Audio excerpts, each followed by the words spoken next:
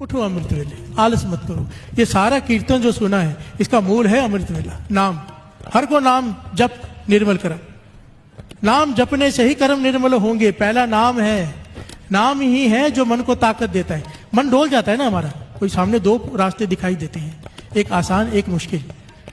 जिसका मन कमजोर है वो आसान रास्ता चुनता है। आसान रास्ता पहले तो अच्छा लगता है, आगे जाके तकलीफें हैं। मुश्किल रास्ता पहले मुश्किल है, आगे जाके सुख है। हर इंसान आसान रास्ता चुन लेता है, चाहे आगे जाके दुख हो। क्यों डोल जाते हैं? क्योंकि मन कमजोर है। मन कमजोर क्यों है? क्योंकि अमृत वेला नहीं है, नाम नहीं है।